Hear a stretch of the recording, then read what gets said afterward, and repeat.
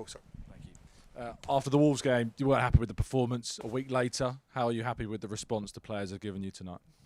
Well, very happy with the result, with big parts of the performance against a team that very difficult to beat, really well organized. They can really stress you in the way they play. The game can become chaotic. We didn't allow that happening, except of one sequence of 2 corners and 1 throw-in after we kicked the ball out of play. And in the second half we have 3 massive chances to put the second goal or the third one. We didn't do it, and you can suffer at the end. We didn't, because we haven't conceded anything, but overall the margins maybe they could have been bigger. And just on Victor, naturally we've been talking about how much he's been spoken about in recent weeks. So for him to get the crucial goal must lift the whole weight off his shoulders. Yeah, I was very happy for him. They took ownership on the pitch between Martin, Bukayo and him to decide who was the taker, and they made a great decision because Victor put the ball in the back of the net. Sam, Telegraph? Hi, Mikel. Just a word on Declan Rice. I know we ask about him every week, but it's another very impressive performance. Unbelievable. Yeah, his all-around play, his leadership on the pitch, the amount of balls that he regained as well that allowed us to run has been incredibly consistent this year again. And what a massive place for us he is. Do you feel at all that your team was a little bit lucky not to concede a penalty with the Saliba and the Barry incident? I know they checked it. I haven't seen the image. I haven't seen even our penalty as well. So I don't know. They made a decision. We are all involved in a lot of situations in the box, so I don't want to really comment too much on that. Isan, Daily Mail? Hi, Mikel. Hi. What were your thoughts on Martin Odegaard obviously gifting the penalty to Gyökeres? It kind of... Great decision. Not finished yet. It kind of had similarities to September 2023 when he gave Havertz the ball and then Bournemouth. Bournemouth, yes, Yeah. and he obviously scored. Does that kind of show the selflessness of the captain and going out of his way to help a player under scrutiny?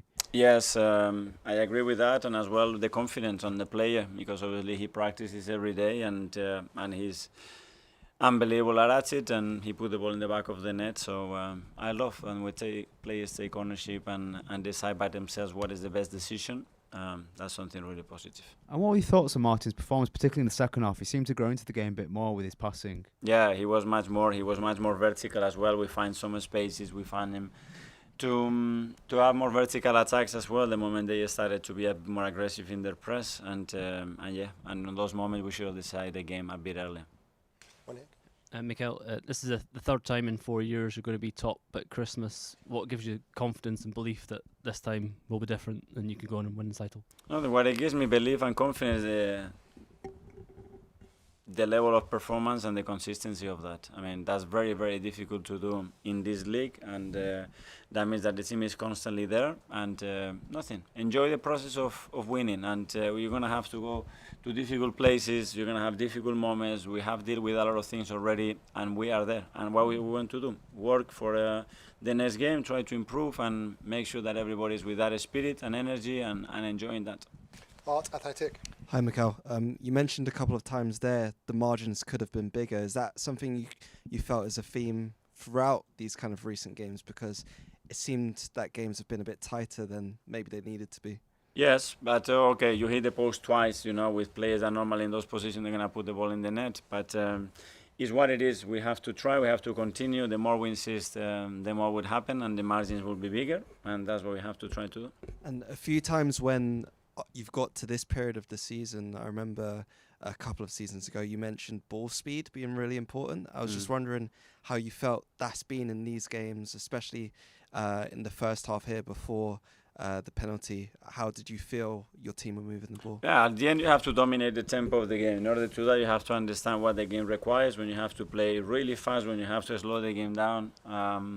If you provoke the things that you want to provoke with the ball, is right, but sometimes when you have to be more incisive, more aggressive, you have to speed up the game. And today we have moments that we read that really well, and other times that we were a bit hesitant to make the right decision, and that's something that we can improve. And finally, Matt from The Standard. Hi, Mikel. Hi. What was the difference, you think, in the approach in terms of seeing out the lead this week in what was fairly comfortable compared to last weekend against Wolves? Well, against Wolves, we generated many more entrances in the box, and when we review the match, the amount of situation that we have overloads in the box and the ball doesn't arrive into the right spot, it was unbelievable, and without really conceding nothing till the last cross. Again, the margin should have been bigger, but that's what we have to do. Learn while we are winning. Okay, guys. Thanks Before very I leave, guys, I want to congratulate everybody at this football club at Everton. Everybody has contributed building this amazing stadium, because it was incredible to witness not only the way they've done it, the atmosphere that they created. So as an ex-player and someone that supports this club, congratulations to all of them. Yeah.